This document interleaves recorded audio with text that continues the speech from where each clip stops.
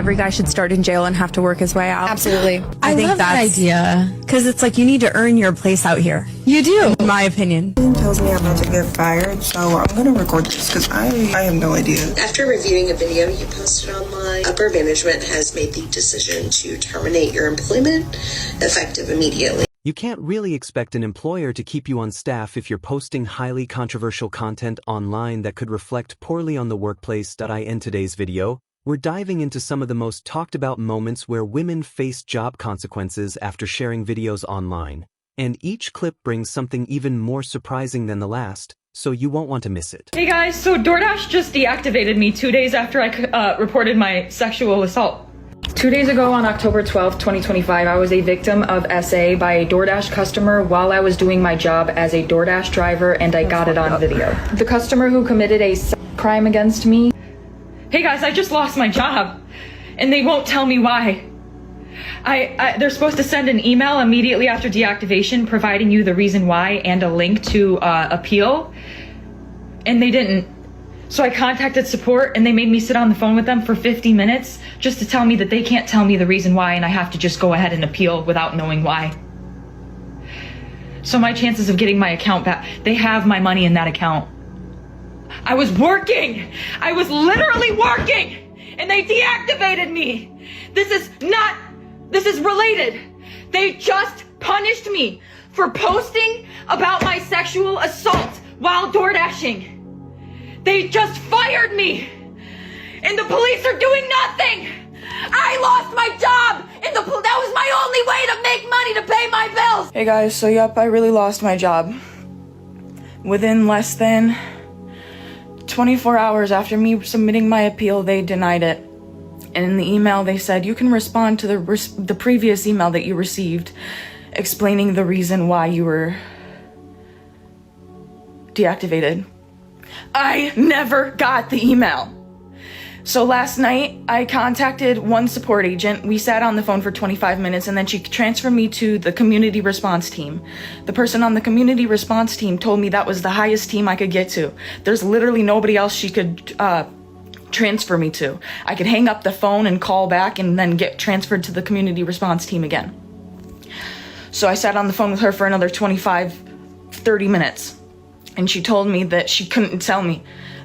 There's no way that they could tell me what the reason why I just lost my job. Alright, so not only did she choose to film the situation, but she also went ahead and shared it online for everyone to see. What's even more telling is that the door wasn't already open. She actually pushed it slightly to look inside, when she could have simply left the food outside and moved on. I got fired for being a woke professor. No, you got fired for scamming your students out of $120,000. I'm gonna let her tell you what she said she was doing, and then I'm gonna show you the truth with receipts. I designed a kick-ass course to teach my 600 students about basic self-awareness, empathy, and essential communication skills for life, but I mean, basically being a good human. Now, let me tell you what she actually did. She designed a college course that required you pay to join her patriarchy rebellion community for the low price of $99 a year. Remember, she has 600 students. Now, since she was teaching at a business school, you might think that the patriarchy rebellion community is about succeeding in business. It's about communicating well in business. Nah, according to her, it's a safe place to coordinate our efforts to burn everything to the fucking ground. This is her saying this. Also, according to her, 100% of the membership fees are donated to Planned Parenthood. But here's something even funnier about that. Her web pages say different things that she was doing with the money. On her GoFundMe, it says she was using the funds to buy herself a Rebellion RV. Her website states that 100% of the membership fees are used for awareness, education, and activism for a bully-free future. And of course, we already saw the Facebook post where she says it's going to Planned Parenthood. And because she had been running this scam since 2022, she's raked in more than $120,000 in membership fees, all for a community that, as she said, is to coordinate our efforts to burn everything to the fucking ground. So no, you didn't get fired for being a woke professor. You got fired because you were scamming your students out of $120K. Alright, so it's really no surprise that this professor ended up losing her job. What's more surprising is that she managed to continue teaching for as long as she did without facing consequences sooner. Really have a right to be treated respectfully. We are unfortunately running out of time, but Peter, I just want to get one final thought from you. Are there words that are used to describe men that offend you? Not particularly, and if there are some I don't like, I certainly wouldn't want them banned. But it always goes back to that old adage: sticks and stones may break my bones, but there will always be something to offend a feminist. Peter Well, no, that's just obnoxious. Peter Sorry, Lloyd, you have to give me a chance. That is ridiculous. No, hang on, I won't do your show again. So, as he pointed out, even if someone uses language he doesn't like or says something negative about him, he still wouldn't want it censored or restricted. He believes people should be free to express their views, even when he disagrees with them. New ick unlock. Why the heck I just go get some ice cream, right? I get my ice cream. It's another guy in the store. He ordered his ice cream after me. Why the heck he get sprinkles on his? I ain't gonna get sprinkles on mine. And he looked a little like rough around the edges. He looked a little hood. I was looking like, interesting. Fruit Loop.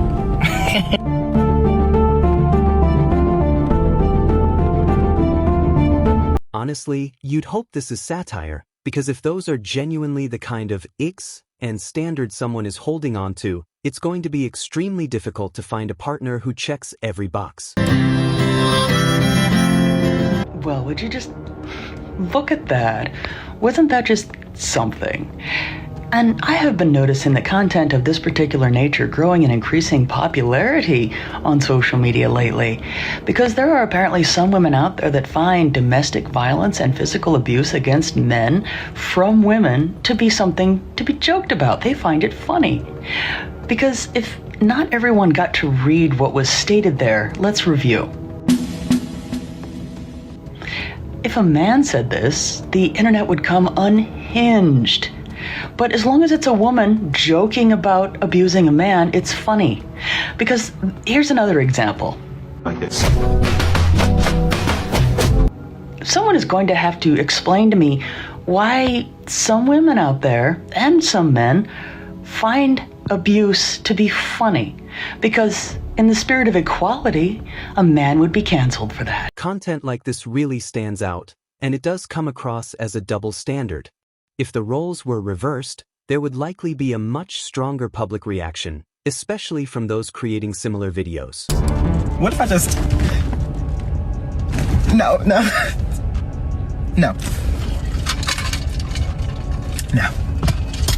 Well, no.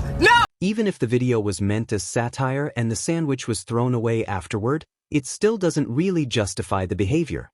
Content like that crosses a line, and it's not surprising that it led to serious consequences, including losing the job. Feminist gets fired seconds after posting this on social media. Every guy should start in jail and have to work his way out. Absolutely. I think love that idea. Because it's like you need to earn your place out here. You do. In my opinion. You do, and it should be treated as if they're on probation for a while. Like one strike, you're back. Yeah, even when they're out, you're... Reported the call she got from work during the time. Something tells me I'm about to get fired, so I'm gonna record this because I have no idea. I have no idea what's going on. I'm waiting on them to join. Hello? Hey, Brittany. Thanks for joining us on this call. I wish this was under better circumstances. After reviewing a video you posted online, upper management has made the decision to terminate your employment effective immediately. While we understand the video may have been comedic in nature, it does not align with our company's values. In fact, several employees came across the video and expressed concerns. Okay, yeah, that's understandable. We have no choice but to let you go. It definitely looks like that podcast clip, or whatever that conversation was, came back to hurt her, since she ended up losing her job almost immediately after. Given the situation, it's not too surprising that it led to that outcome. Fired from my job because of the kombucha video. What? Yeah.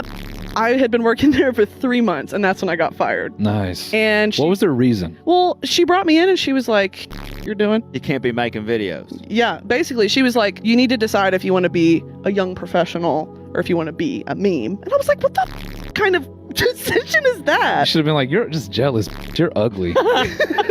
You're mad as hell. You're ugly. You're mad. Yeah, you're mad. Like, I'm your boss. You're fired. Yeah. You're mad. L-L-L-U-L-U-W-D. Yeah. stupid. Mad, you're a L and I'm a dub.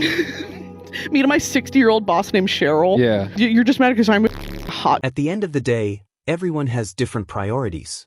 In her case, it seems like she chose to move away from the job, while some employers simply have standards about what they expect from employees online.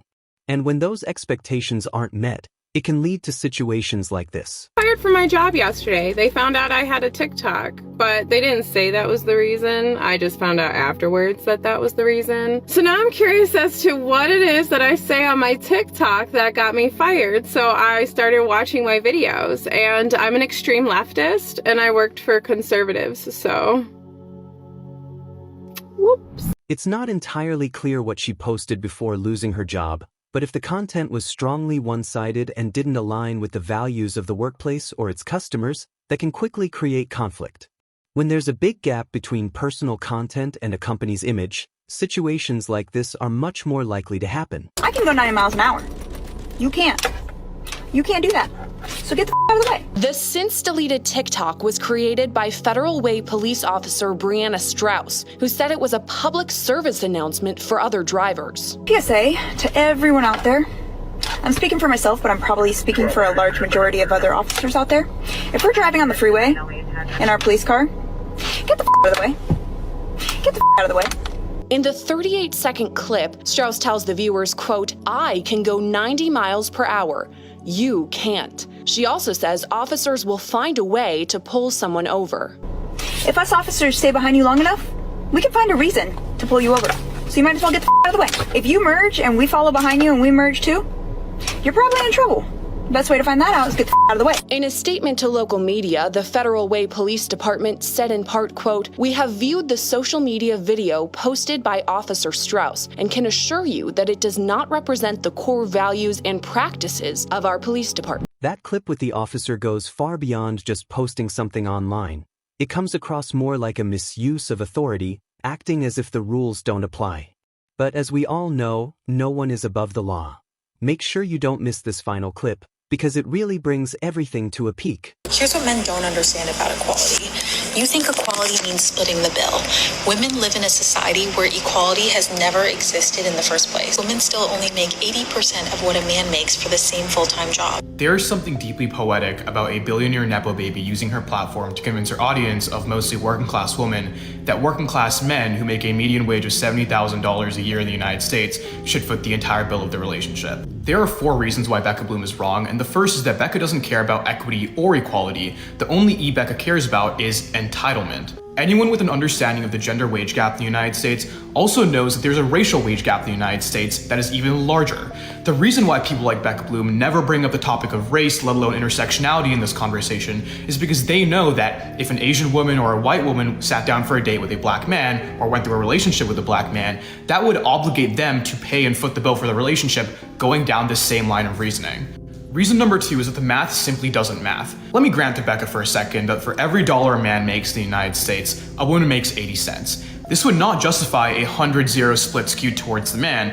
This would justify a split that is rated to the inequality that's caused by this gender split. Meaning that under the definition of equity, for every dollar of the bill that the man foots, the woman would foot 80 cents. Now, reason number 3 has to do with statistics. The reason why it's reason number 3 and not number 1, even though it's the most important reason to consider, is because statistical literacy is dying. Most people who have this conversation on the gender wage gap, Becca Bloom included, have no idea what the difference between correlation and causation is. And this is despite the fact that if you take an introductory level statistics class in high school or in college, the first thing you'll learn is this core distinction. So I'll start us off with a really easy example. When Trump entered his first term, the economy boomed. Now, just because those two things happen to happen at the same time doesn't mean that Trump entering office is why the economy boomed. Now, using that same line of reasoning, just because for every dollar a man makes, a woman makes 80 cents, doesn't mean that gender specifically is the reason why that 20-cent schism exists. Which is why when you control for external variables like occupation, years of experience, years of education, you see this gap drastically reduce. In one study, it was from 17 cents to just 1. As a quick aside, This logic of raw, uncontrolled disparities being an example of discrimination is only ever used with respect to the gender wage gap. But when you talk about the fact that home ownership is now higher among young women than young men, or the fact that women are now outpacing men in education from bachelor's degrees to JDs to MDs, all of a sudden that's no longer discrimination. That's just individual people. I mentioned it in a previous video and I'll mention it again. The cognitive dissonance is palpable. And even then, gender is not necessarily the reason why this 1 cent difference exists. It could be for a myriad of other factors that weren't controlled. Now, a really common counter argument to this is, why do you think women's professions are typically paid less? To which I say, I agree. It's an issue that has to do with patriarchy. But inequality in the sense of a social choice model is significantly different from inequality in the sense of systemic discrimination. At the end of the day, people are responsible for their own decisions, which is why if you go into a profession like teaching, which pays less, you're doing so knowing that it pays you less. In the same vein that a man going into a profession like construction knows that this is a more dangerous job and therefore there's a higher risk to their life in doing so. Which is why, despite the fact that men go into more dangerous professions more often, you don't hear myself or other men scream from the rooftops that this is some magical reason for us to be compensated more in relationships. Which brings me to point number 4. Becca's entire argument relies on this false premise that individual people in relationships are responsible for remediating issues that exist at systemic and societal levels. A relationship is not a personal affirmative action plan. It's a partnership. And individual people's struggles are not always defined by generalities that exist in society. And frankly, just putting these 4 arguments aside for a second, I want you to take Becca Bloom's worldview to its endpoint. A world where only the men who are capable of sustaining a family on a single income is not a world that can exist any longer, right? The dollar doesn't go as far as it used to 50 years ago, 20 years ago. It's simply not possible anymore. The reason why people like Becca Bloom, Share7, The Wizard List, the reason why they push this provider mentality, masculine energy, red pill content, that's what it is, red pill content, onto young women, is because they know that their idea is a systemic impossibility. They fundamentally profit off of having a base of women who are dissatisfied with the relationships that they have, which is why they constantly shift the goalposts of what it means for a man to be the bare minimum. And it's even more sinister when it comes to people like Becca Bloom, who are literal oligarchs, because they directly benefit from the idea of having fragmented family units who are unable to have productive lives for themselves and retain capital for their own prosperity. This man raised some strong points, especially noting that her content seems targeted toward a specific audience that's more likely to agree with her, which naturally helps boost views and engagement. Meanwhile, he takes a step back and looks at the situation more objectively. That wraps up the video. If you enjoyed it, be sure to like, subscribe, and drop a comment with your thoughts. I'll see you in the next one.